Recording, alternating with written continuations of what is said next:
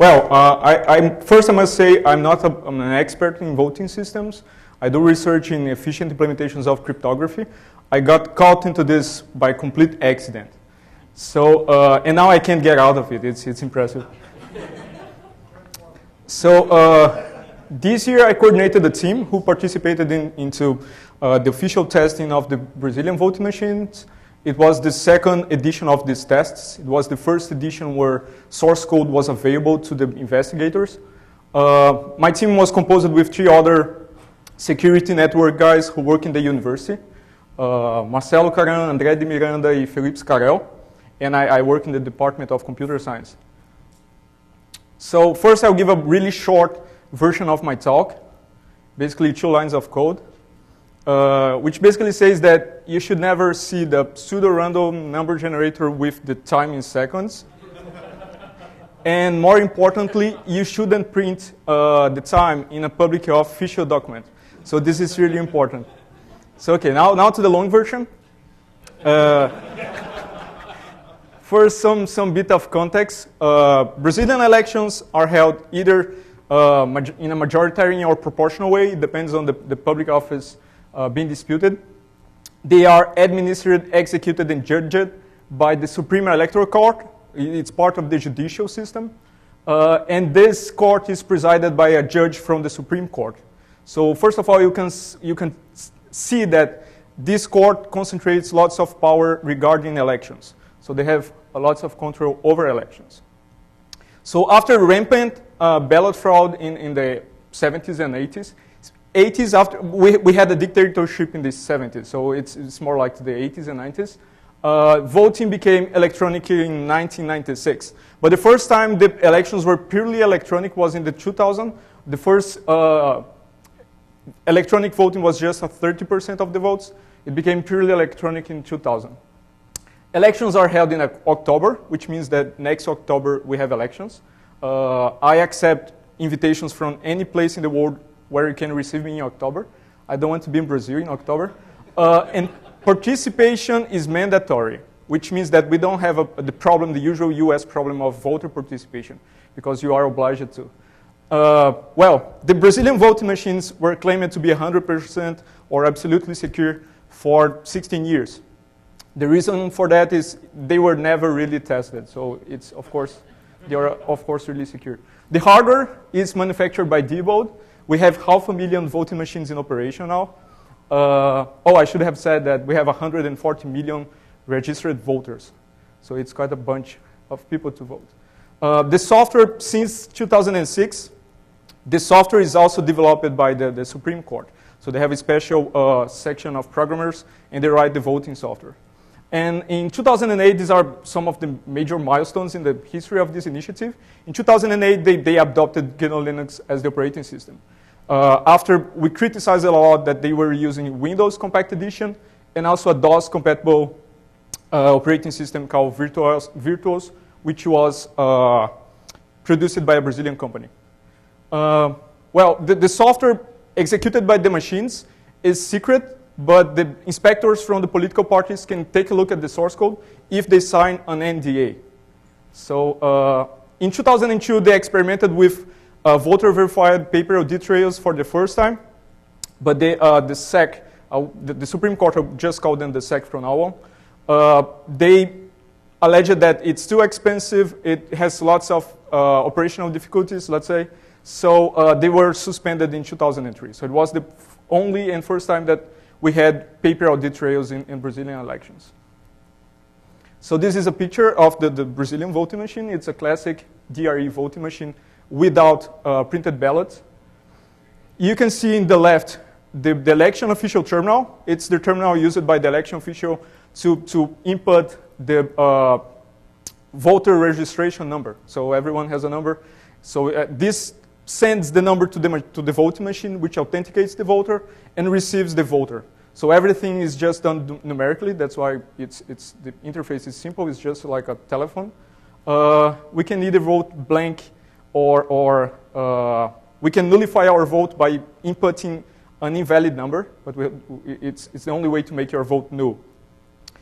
This cable here is especially worrisome because it's of course, the machine which collects the voter identity is tied to the machine which collects the vote.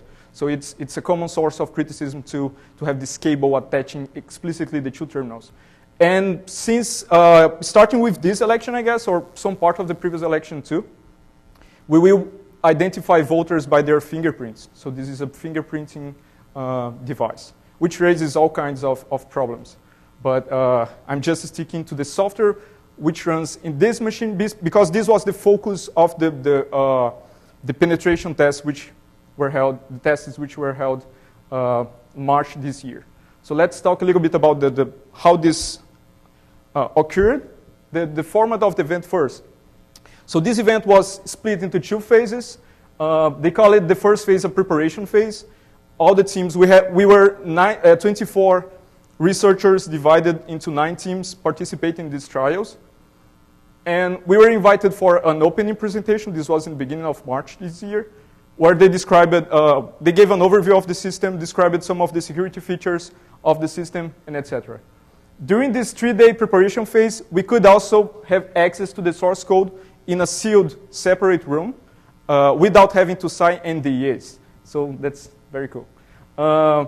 We could ask also technical questions, but we had to submit these technical questions, and they could be either approved or rejected by the SEC.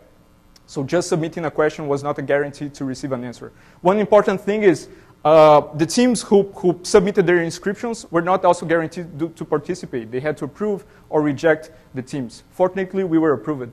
Of course, the objective of this preparation phase was just to formulate hypotheses and to some attack methodologies against the security features of the voting machine. The objective was also to evaluate the software and hardware sides of the machine, but only the voting machine. So the fingerprinting device, for example, was out of scope. Afterwards, 2 weeks later, we had the proper testing phase where we had to put into practice our attack methodologies. At the end of the testing phase, the teams were supposed to jointly write a report with the SEC. So we negotiated and wrote a team report detailing our results and the consequences and etc. So it was jointly written.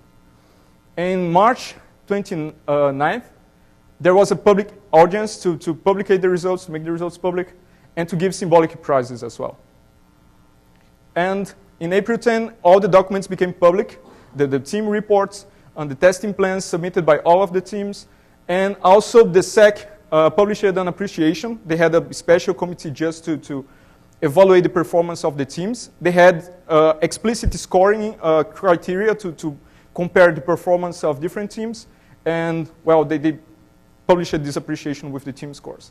So our team submitted 2 testing plans, one attacking ballot secrecy and the other attacking ballot integrity. But we only had time, it was just 3 days, to do the whole thing, 10 hours per day, so 30 hours. So we only had time to exercise the ballot secrecy testing plan. So according to the call for participation published by the SEC, the Supreme Court, attacks should aim 2 goals: to cause a failure, which they define it as a violation of the system specification, which bring the machine to an inconsistent state of execution with no effect on integrity or secrecy of ballots. So it's basically a denial of service attack. And the second class of attacks should aim for fraud, which of course is an intentional act, trying to attack either the integrity or the anonymity of the ballots. Preferably, these attacks shouldn't leave traces. They should be undetectable. So they explicitly defined these two classes of attacks or objectives. And according to the scoring, this, of course, was much more important, had a much more impact than the first one. Okay, so we went to the opening presentation, eager to learn how the whole voting system works in Brazil. This is basically what they presented to us, is the election algorithm. The SEC produces the software.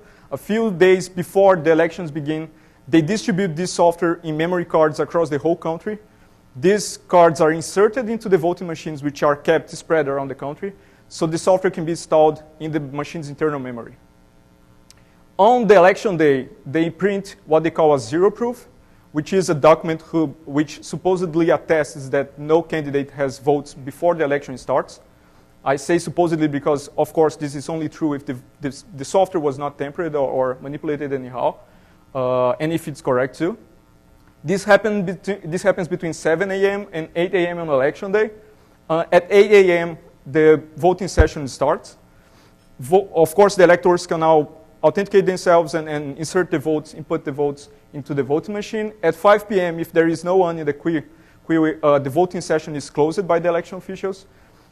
They have to enter a password on the election terminal to formally close the voting session. And when this happens, the voting machine produces a set of files on what they call a media of results. It's an orange pen drive.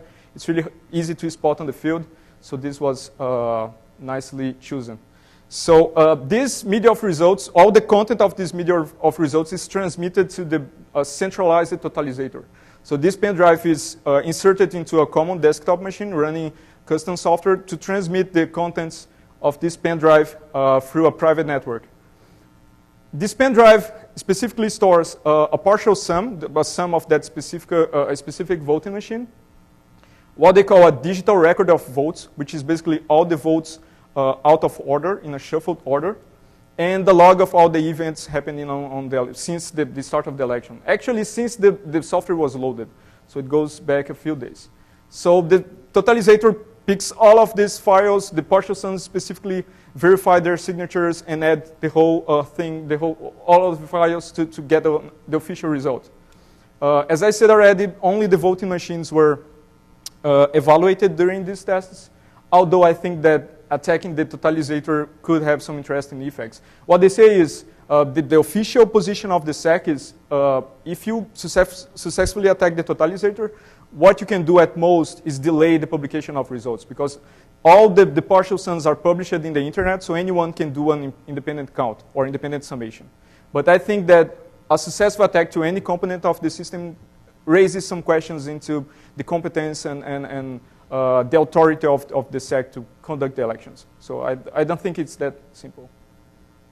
So still during the opening talk, the first morning of the tests, they explicitly presented the security features of this digital record of the votes. So this file replaced the paper audit trails we had in 2002. Because of all the operational difficulties, they decided by law that we should only have a purely electronic device to allow independent counting of the votes. Of course, this doesn't allow independent verification of results because this file is produced by the same software which collects the votes, so it makes no sense. And it stores the votes in shuffled order. So the file is split into different sections, each section for each public office position on that election. So for example, governor, senator, and president. And let's suppose that the first voter casts these choices. Each choice is selected randomly from one of these sections, a position is chosen, and the vote is stored. So the first voter could vote like this. The second could nullify his vote for senator because he doesn't like the candidates, and vote like that. And there it goes. An important thing is at the end of the voting session, the file still conserves the empty positions. So if someone did not vote, if any voters did not vote, you should have n empty positions per section. So the empty positions are conserved. This is really important. Well, still during the preparation phase, the opening talk, I thought that this could be a nice thing to start the attacks. So at first, since I saw this, I jokingly say that my spidey sense started tingling, because my surname is Spider in Portuguese, so it's... And I was nicknamed Spider-Man by the SEC. This was caught on tape, cool. So after watching the opening talk, we immediately raised the hypothesis that the DRV was not designed and implemented in a secure way, which immediately raises some interesting questions, like if it's possible to simulate the order in the votes were stored out of the machine, preferably after the voting happened. If it's possible to recover the votes in order using the simulated order, and which information is needed for this recovery. So basically this, of course, everyone here is familiarized with this, but still wanted to make the talk self-contained. So the positions in that file are selected by sampling a pseudo-random number generator. Of course, we all know what it is. And we all know that we need a specific parameter called the seed to be truly random, so we get a proper sequence of pseudo-random numbers which appear to be random, but are deterministically generated by the seed. After 1 hour of source code analysis by just randomly, recursively searching for knowingly insecure functions, we already were almost completely sure that the DRV was not designed and implemented in a secure way. So we only needed 1 hour of source code analysis for that. This was already the second day. We couldn't see the source code on the first day because one team got exclusive access to the sealed room on the first day. In total, we had 5 hours of source code analysis because it was a small room with just 4 computers. We had to alternate inside the rooms. We had 9 teams. So between the preparation phase and the testing phase, we wrote a simple analysis tool aiming to recover the votes in order. It's just 133 lines of source code. Most of it is just formatting the output. And we proposed this methodology to the SEC. The SEC would produce a secret list of votes. Our team is split into 2 subteams, which I'll call A and B. The subteam A would jointly insert the secret list of votes into the voting machine. The list was kept secret from the subteam B. We actually went out of the room just to make sure that no baseball code was used to exchange votes among the 2 parts of the team. And then after all the votes were inserted, subteam A would go out of the room, subteam B would come back and run the analysis to try to recover the votes in order. After the program ran instantaneously, was really quick, and then we printed the list, a supposed list of votes in order, and then everyone would go together and verify that if both lists were identical or not. Of course, the success criteria is if the lists are identical, then we have a successful attack. So on the first day of the testing phase, we could exercise a proof of concept up to 21 electors. We started with 10, then they would ask us to repeat the attack with more electors, and then at the first day, we stopped it at 21. At the end of the first day, they said, well, it seems you have something. You should try with realistic numbers. So they suggested that we should try 475 voters, which corresponds to some metric in the previous elections. So we took 2 hours and a half just to input all these votes, to simulate all these votes. And I got a really quick typer in the voting machine. It still took 2 hours and a half, and 3 hours to verify that both lists were correct. So this took quite a long time. The simulated election were for 2 different positions, so we had 950 votes to recover for mayor and something else, governor, I guess. So how could we do this? Well, there is a progression of vulnerabilities. The first one was the PRNG used is really weak. It has a small seed space. It's the fairly well-known srand and rand family of functions. And of course, it does not attain any cryptographic requirements. So this was the first problem, which we found by just searching recursively by this function. It was one of the first things we did when we got access to the source code. Fortunately, we had a terminal to look for things in the code. It seems that when inspectors from the political parties go there, they don't have a terminal. They only have a read-only version in a browser. So they have to go file per file to search for interesting things. Of course, the choice of seed was not truly random. It was just a time measurement with the resolution of seconds. And this clearly already violates the operation limits of the PRNG, because the seed must be truly random. This also reduces significantly the cost of exhaustive search. One thing I didn't say is, since the file has the empty positions, you can try a potential seed and simulate the storage of n votes and see if the empty positions match in your file and in the target file. If they match, probably you get the right seed. So this reduces the cost of this exhaustive search. And this time measurement was taken at the initialization of the voting software, which happens between 7 and 8 a.m. So the space here is already 3,600 different seeds. So, but this was not enough. They had to make the seed public. So it was printed in the public products. The zero proof contains the seed. And so there is no need for any exhaustive search. So it's constant time. So let's, this is a zero proof, an example of a zero proof from a previous election. This is the secret and truly random seed. I opted to put the red circle, so it's not too hard to find. So this allows directly a direct attack, which will recover the public seed and well, simulate the storage of the votes and recover them in order. But if you somehow cannot access the public seed, which is public, you can run an exhaustive search on those 3,600 seeds and see if the holes match, the empty positions match. And then recover the correct seed and perform the direct attack. Well, the attack is fairly efficient. It's deterministic, no chance of error. It's exact. It ran instantaneously. It's really simple. It's elegant. We didn't have to change or invade the security perimeter of anything. We just replicated a portion of the source code. Basically, the collision handling function to store the votes into that file. And because of this, the attack is essentially untraceable. We are only reading public products of an election. We are not changing a single byte in anything. So our results were, it's possible to recover the votes in order from the public seed. It's also possible to recover the seed from the votes out of order. So we defeated the only protection implemented in the voting machine for ballot secrecy.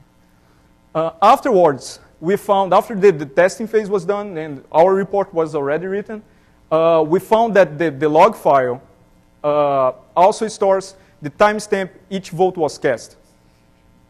So, of course, this has no impact on security, so it's not a problem.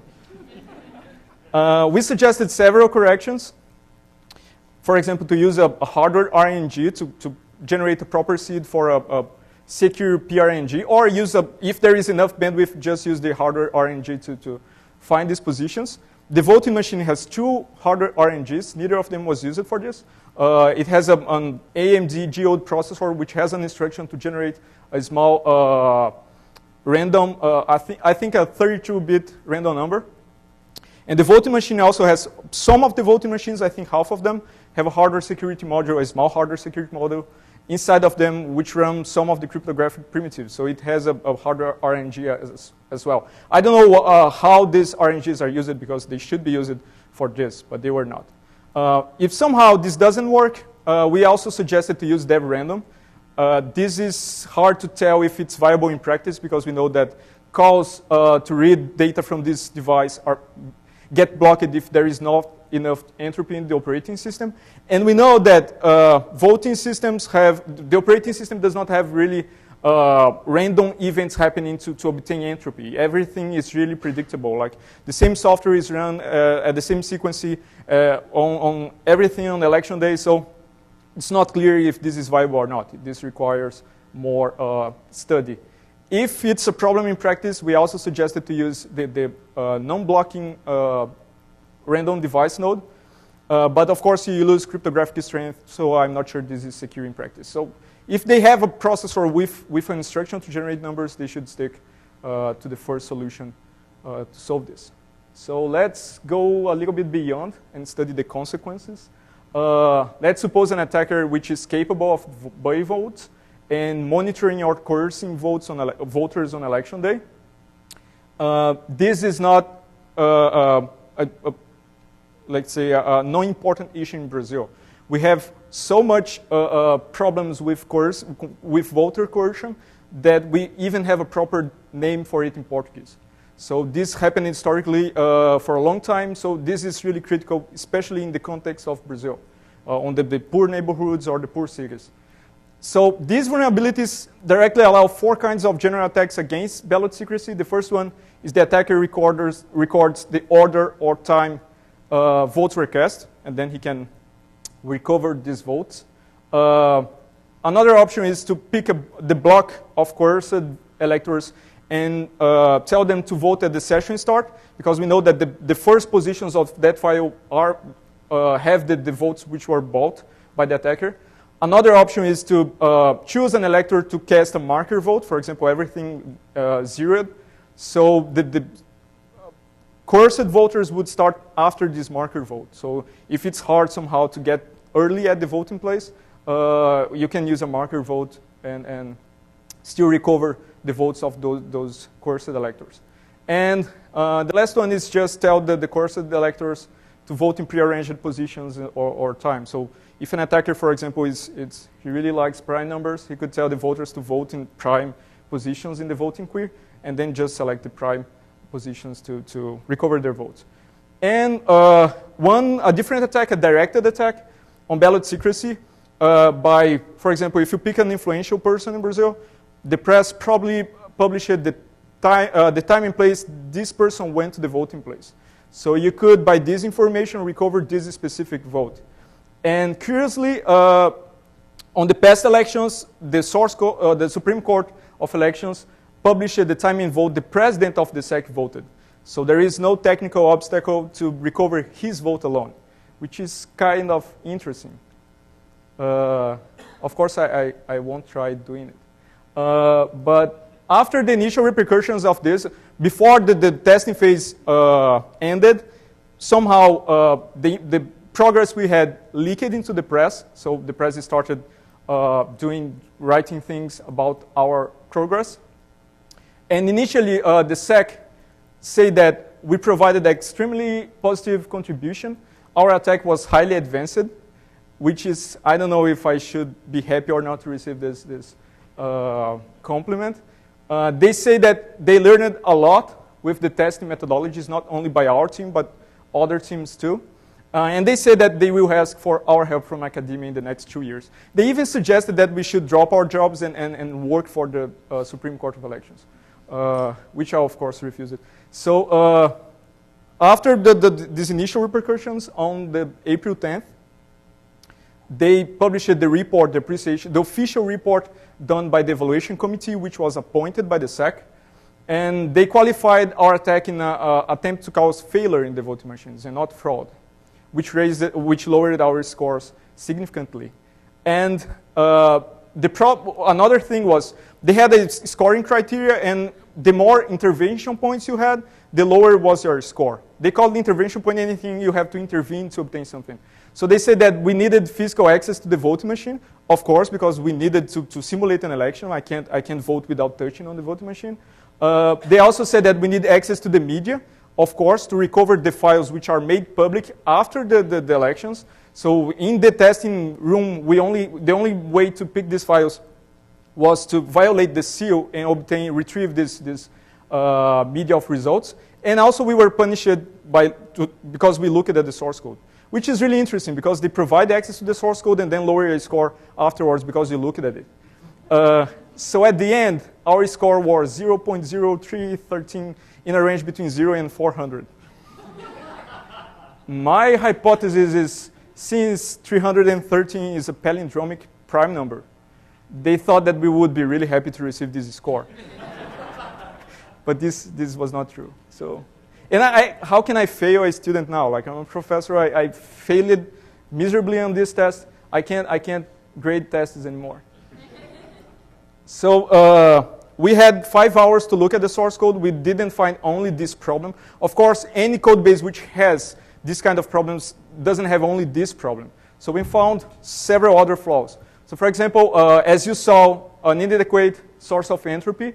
This is actually a 17-year-old vulnerability. It was, as far as I know, firstly detected by Goldberg and David Wagner in Netscape 1.1 when they were PhD students. So also, each voting machine in their internal memory and also in the flashcards which have the voting software, there is an encrypted partition to store the sensitive data, like the signing private keys and the voting software. So all of the voting machines, the 500,000 voting machines, share the same encryption key. And this key was available in the source code. which means that it goes in plain text to the binaries in the voting software. It's available to anyone if you know where to look at.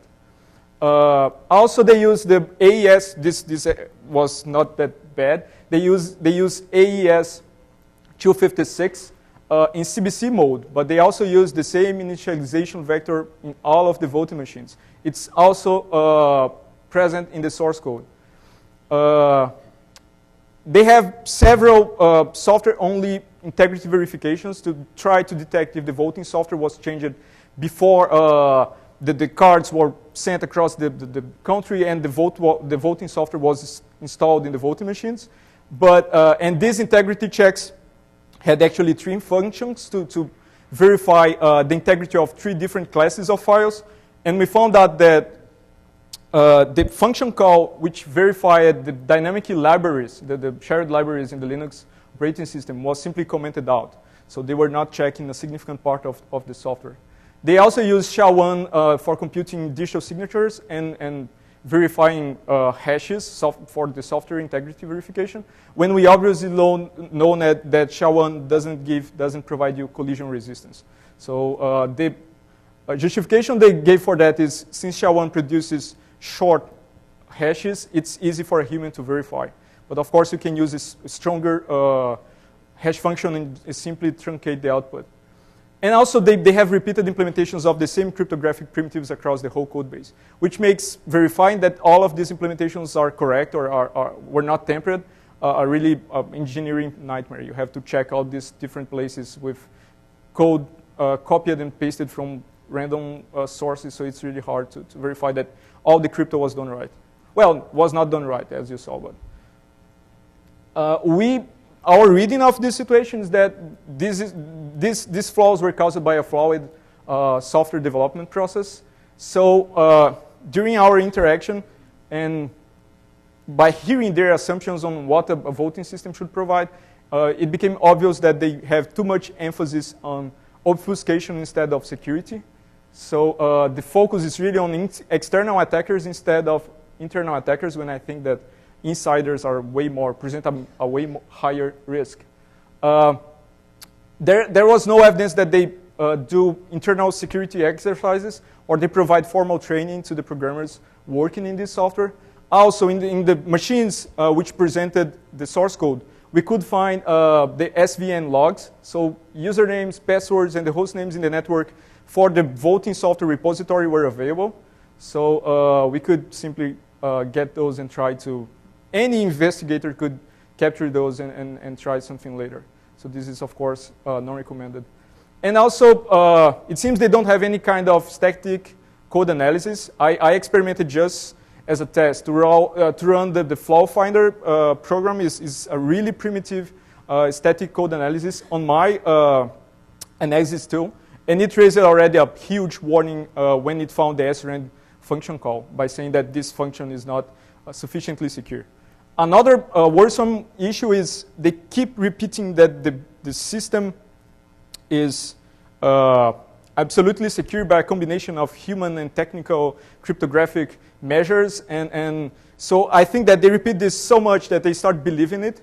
So there is a measurable, you can feel it, a false sense of security among the team of programmers working in this software. So maybe this is the most worrisome of everything I spoke. I don't think this is a proper environment to write mission-critical software. So after all of this happened, I gave some opinions in the press, and the SEC provided their view of the events. This is, of course, they responded in Portuguese, so this is my translation. I did my best to capture what they were trying to say. So I complained about all 500,000 voting machines sharing the same key, which could be leaked just once, and simultaneously all of the voting software and results from all the voting machines become available. So what they say that using a single shared key is more secure due to cryptanalytic attacks based on statistical estimators, whatever that is. Regarding the internal attacks, they say that it's not practical to execute an insider attack without leaving traces detectable by an audit conducted by internal agents. So the problem is reduced to itself. Like You have audits conducted by humans to verify that other humans are not behaving maliciously. So my criticism is what they were trying to say with these statistical estimators, I think, is encrypting the same plaintext with different keys could leak something about the plaintext. But so that's why they use the same shared key. There are some attacks based on that with only academic interest, with really expensive complexity. Of course, leaking the shared key just once has a much higher impact. And this doesn't happen if you properly use the CBC mode of operation. If you choose your initialization vector properly in a random way, this shouldn't happen. So this could only be a problem because they are not using the block cipher as they should use the block cipher. And in my opinion, the argument only reinforces the focus on external attacks. They are much more worried about some statistical leaking of the plaintext instead of worrying about leakage of cryptographic keys. So I remember that on XKCD comic, which is basically, probably you saw this too, the crypto nerd starts to collect money to be the supercomputer to try to crack RSA with a really high security level. Probably Rivas can estimate the cost of this attack later. But what really happens is you just buy a cheap wrench and hit the guy until he speeds the password. So it seems they are worried about this when they should worry about this. Regarding the paper audit trails, they say that obtaining absolute ballot secrecy and integrity is essentially impossible. I think this is a rephrasing of the argument by Rebecca Mercury. So it doesn't make sense to focus on integrity only. So what they focus really is on the secrecy only. And the vote is secret even for each voter. So we have no way to tell if our votes were collected and counted correctly. So they say that paper audit trails only give a false and expensive sense of security, arguing that a correctable software vulnerability, they were referring to the problem we found, requires reintroducing paper audit trails is a threat to democracy. So I didn't take this personally. My criticism is this is a classical example of the fallacy of the perfect solution. Since you can get absolutely secure, true absolutely secure properties, you just give priority to one and forget about the other. When there is, of course, heuristical solutions which may not be optimal but sufficiently good. And I wonder if it's really better to trust demonstrably vulnerable software produced by a flawed development process than trying to study this problem deeply and trying to solve it in practice. So I get really impressed that after such a long time, some common sense from the security area is still not being applied. So for example, the Kerckhoff principle and the Shannon's maxim, which assume that the attacker knows everything about the system and obfuscation is not enough. And I couldn't resist to but quote the famous phrase by John von Neumann that anyone who considers arithmetical methods for producing random digits is, of course, in a state of sin. So I have to thank my team of brave researchers. They got a chunk of the flak because of this, and they resisted bravely. I have to thank the EVT Vote 2012 organizers for inviting me. It's an honor to be here. And I also have to thank the Supreme Electoral Court to increase the transparency a little bit. If they didn't do this, if they didn't realize these tests, I wouldn't be here and could not talk about it, about all of these issues. And I didn't have to sign an NDA, so I can talk about anything I found there. So this is really nice. So thank you for your attention. I can answer questions. We are finishing a report. The report will be made available in Portuguese and English in my website, so you can go later there, just a few days later, or send me an email and I can provide a copy of the report. So thank you very much.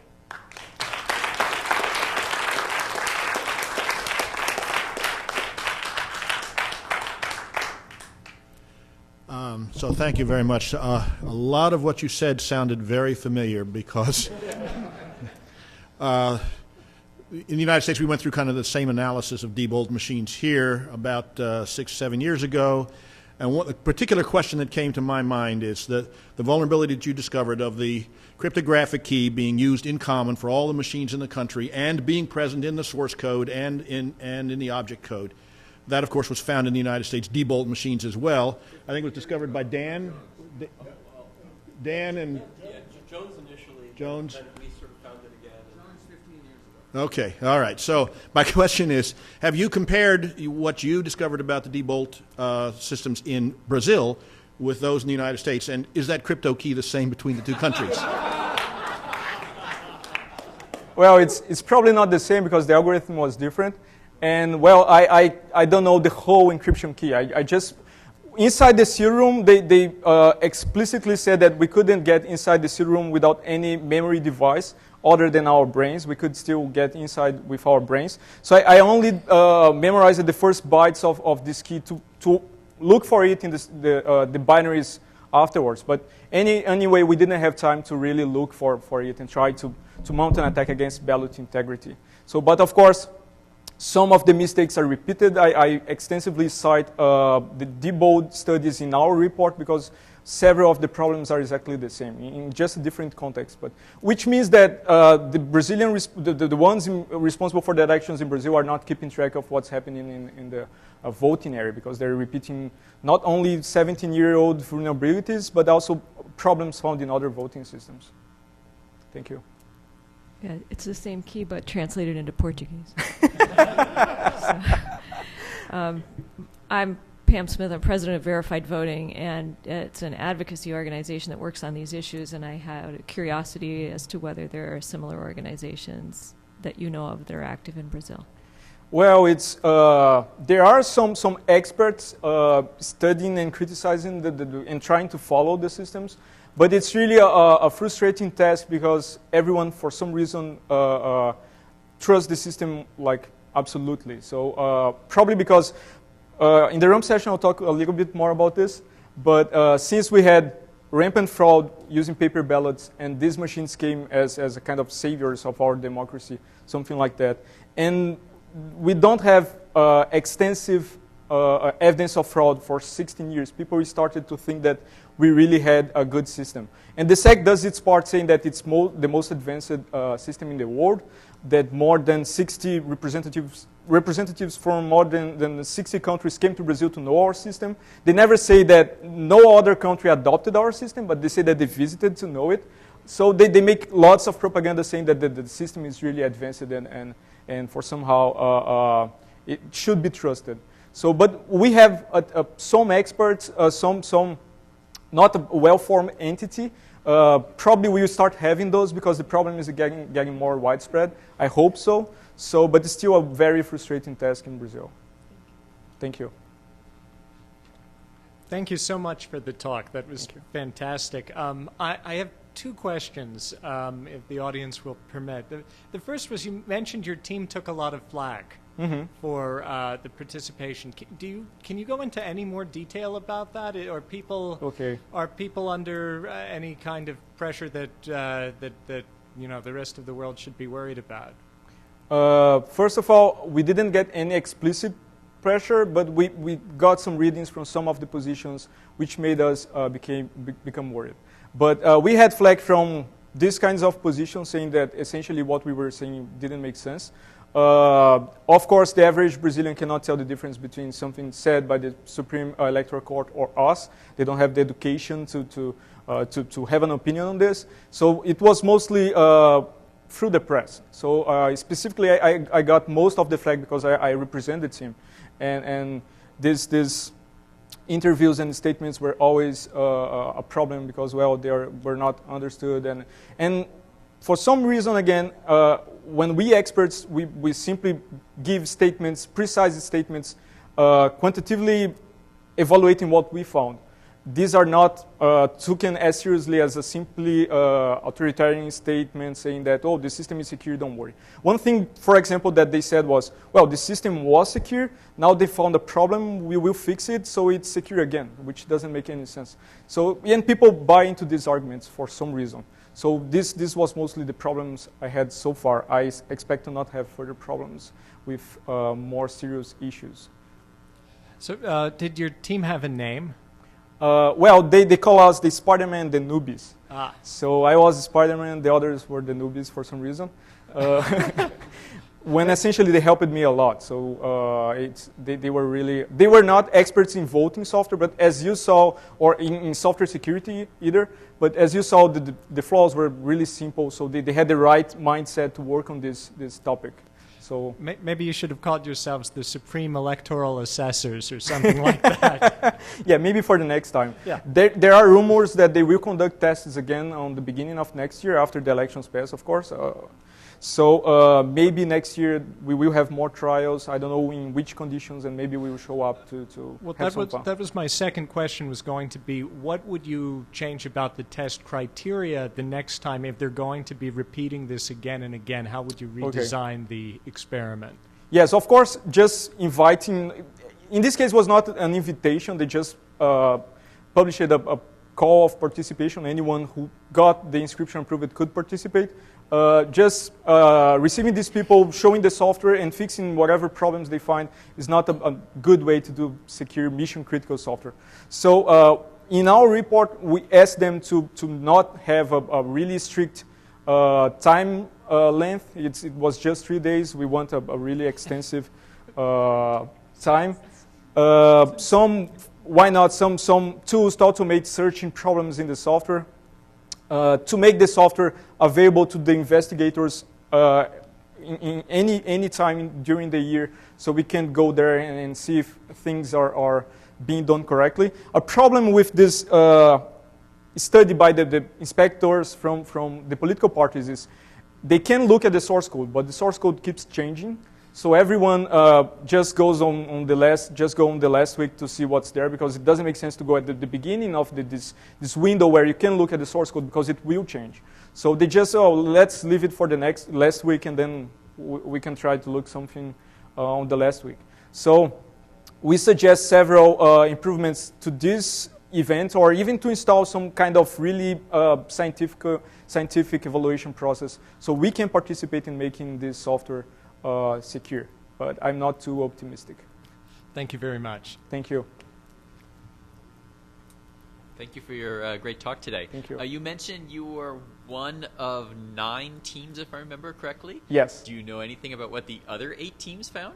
Some of the teams started with interesting clues. One other team was exactly on the same trail, but they didn't have the time to complete to explore the same vulnerability. They found it, but for some reason they couldn't go until the end. I guess it was simply they were undergrads, if I'm not mistaken. So they didn't have the experience, or they felt the pressure. Some interesting things I didn't speak about. We were in a room inside the Supreme Electoral Court. We were being videotaped all of the time. We were being monitored all of the time. There was always someone passing through the tables to look at what everyone was doing. If we wanted to speak privately, we had to go out of the room and speak, because, well, I don't think that this is a good way to conduct the tests. One thing we were really worried between the first and the second day was if they figured out which vulnerability we were targeting, they could fix the software between the first and the second day, and we couldn't tell we could tell that the software was fixed, but we couldn't show anymore that there was some vulnerability. So we also had to dissimulate a lot to hide what we discovered, what we were trying to explore. So everything we did was, if we wanted to ask a question, we would ask other questions just to I don't know, to shuffle our good question among the others. So we had to dissimulate a lot, because we couldn't trust that they would not fix the software from the first to the second day. And when they increased the number of voters significantly, we got worried that they could fix the software and show that, well, it only works as a proof of concept, not in a realistic scenario. So we had to take out all of these careful measures. But the other teams, one of them tried to mess with the initialization of the software, with the booting process, something like this. But all of them got interesting results, but could not progress further because of the time restriction. So, and some other teams just couldn't find anything and concluded that the system was secure. Thank you for your question. Any more questions? Enormous contrast between that and the top-to-bottom review for Deborah Bowen in California, where you took weeks and Yes. You had everything you needed: documentation, systems, software. And that was just machines. the NDA stuff. That was, yes. Yeah, we just had grep, vi, cat, the usual Unix command lines, but it was enough. So, but yes, we would love to have 60 days to work freely on this. We couldn't, but we would love to. 5 hours is ridiculous. Do you anticipate that's feasible? Do you think that they might allow a more serious? I'm not optimistic too. Like they really, some of the first positions by the SEC made public were that our attack would not work in practice because the software is secret. So they don't have any intent in making the software available. Even if the software is not secret, because we know that the inspectors from the political parties can somehow look at the source code.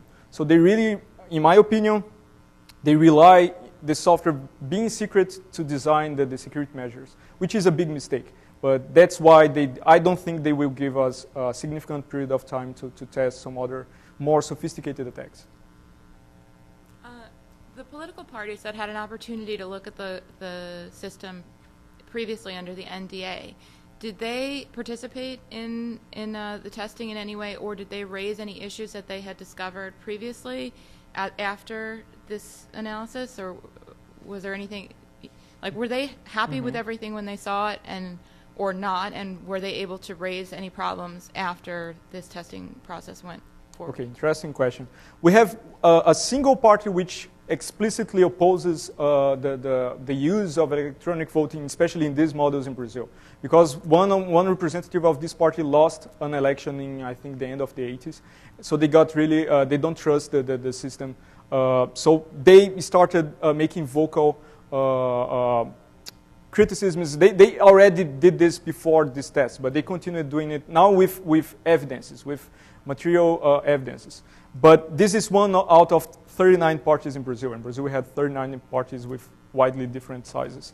So I don't know about other parties. I didn't see anything really materialized probably because of the NDAs. And so they are under NDAs. They can't speak about it, otherwise they have to respond to legal problems. So I don't think anyone will discuss anything they saw. But it's a problem that if they saw something and if someone made use of a vulnerability to, I don't know, to impact the results of previous elections, no one knows because everyone is under an NDA.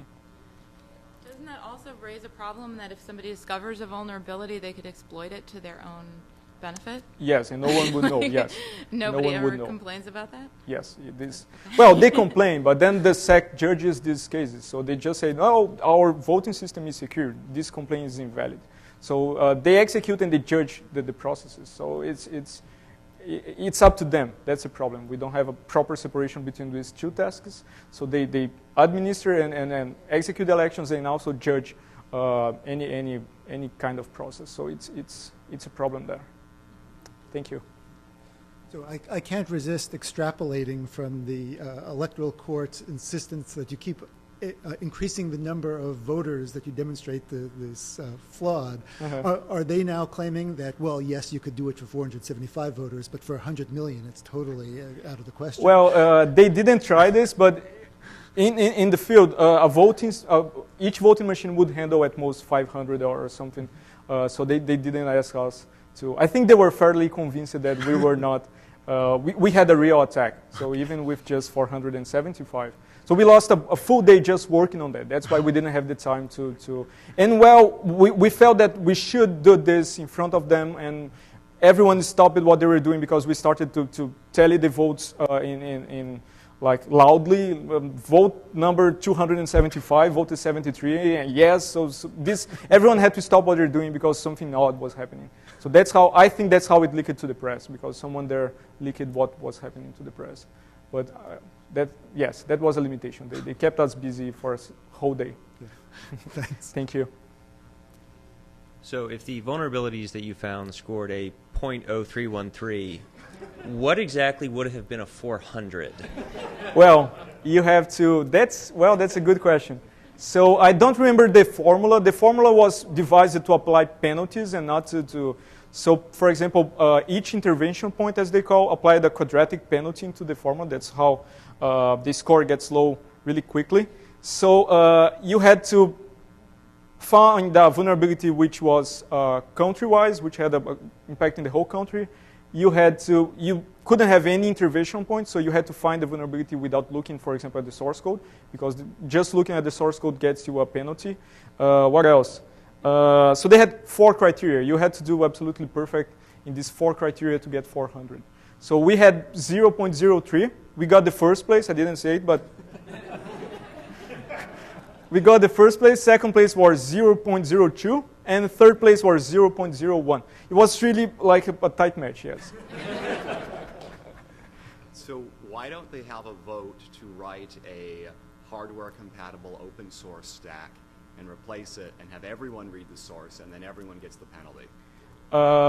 Well, making, I'm not sure if I understood the question. You mean replacing the voting software with an open source alternative? The whole software stack with something that works. Okay, yeah, this is interesting, but still we have the problem of making sure that the software everyone saw is the software running on the machines on election day. So this could help, but this is not any guarantee, a formal mathematical guarantee of security. You still have the problem, how can you tell that that software is the same software as you saw in your house, for example? So this is a problem in principle. And well, if I don't trust them to make secure software, I can't trust them to put the correct software in the voting machines. So